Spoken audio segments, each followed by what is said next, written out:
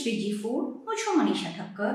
આજે આપણે એકદમ ટેસ્ટી અને ક્રિસ્પી સાથે જ એક નવી ફ્લેવરના સેવ મમરા બનાવીશું, જે ઘરમાં દરેકને ખૂબ જ પસંદ આવશે.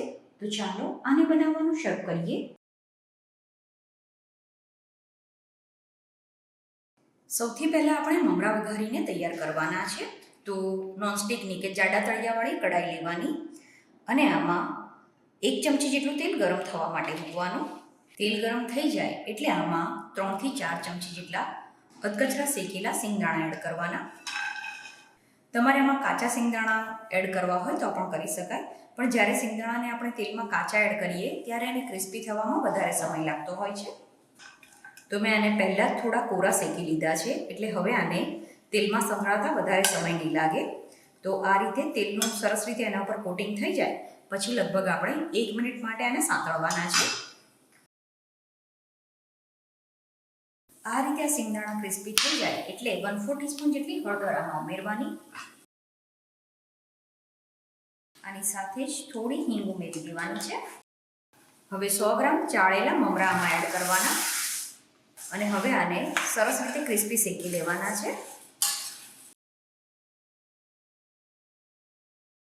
મમરા જેટલા ક્રિસ્પી હશે એટલું જે ખાવામાં સરસ લાગશે.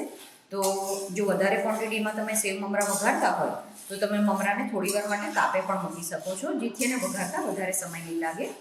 અને થોડી વાર એને માઇક્રોવેવ કરવા હોય તો પણ કરી શકાય. સાથે જ આપણે આમાં મીઠું પણ ઉમેરી દેવાનું છે. મમરાને તમારે આ રીતે ચેક કરી લેવાના. તો આ રીતે મમરાનો સરળતાથી ભૂકો થઈ જવો જોઈએ. તો મમરા સરસ રીતે શેકાઈ ગયા છે. ગેસ બંધ કરીને આને આ જ કઢાઈમાં રહેવા દેવાના છે. પછી આપણે ફ્લેવરવાળા મમરા બનાવવાના છીએ. તો એના માટે જે લીલી ચટણીનું પ્રીમિક્સ મેં હમણાં જ તમારી સાથે શેર કર્યું એ લેવાનું છે. તો આ આપણે 3 ચમચી લેવાનું છે. અને તમે જો આ ચટણીનું પ્રીમિક્સ ના જોયું હોય તો ઉપર આઈ બટન ઉપર અને નીચે ડિસ્ક્રિપ્શન બોક્સ ચેક કરવાથી તમને આની રેસીપી જોવા મળી જશે. ચટણીનું પ્રીમિક્સ લીધા બાદ આપણે આમાં 1 ચમચી આમચૂર પાવડર ઉમેરવાનો છે. આમચૂર પાવડરના બદલે તમે થોડા લીંબુના ફૂલ પણ ઉમેરી શકો છો. પછી 1 ચમચી ચાટ મસાલો ઉમેરવાનો અને 1 ચમચી પાણીપુરીનો મસાલો ઉમેરવાનો છે. પાણીપુરીના મસાલાના બદલે તમે જલજીરા પાવડર પણ લઈ શકો છો. તો આ બધી વસ્તુને સરસ રીતે મિક્સ કરી દેવાની. મીઠું આપણે મમરામાં જ ઉમેર્યું છે એટલે આમાં મીઠું ઉમેરવાની જરૂર નથી. પછી આની આગળની પ્રોસેસ માટે 2 ચમચી જેટલું તેલ ગરમ થવા માટે મૂકવાનું. હવે ગરમ તેલમાં આ મસાલો ઉમેરી દેવાનો. તો તેલને વધારે પડતું ગરમ નથી કરવાનું. તેલ થોડું ગરમ થાય એટલે તરત જ ગેસ બંધ કરી દેવાનો, જેથી મસાલાનો ટેસ્ટ બદલાય નહીં. તો આ રીતે તેલમાં મસાલા મિક્સ થઈ જાય એટલે આ મસાલાનું મિશ્રણ આપણે મમરામાં એડ કરવાનું છે. આની સાથે જ આપણે ચણાના લોટની જે મીડિયમ થીક સેવ આવે છે એ ઉમેરવાની.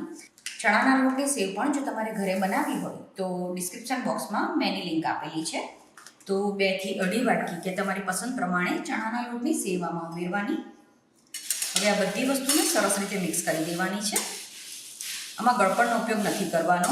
આ મમરા થોડા ચટપટા સારા લાગશે. આ રીતે સેવ મમરા વઘારીને તમે એરટાઇટ ડબ્બામાં ભરીને એને લાંબો ટાઈમ સ્ટોર કરી શકો છો. તો તમને આજની રેસીપી કેવી લાગી એ કમેન્ટ કરીને જરૂરથી જણાવજો. અને બીજી કઈ રેસીપી તમારે શીખવી છે એ પણ મને કહેજો.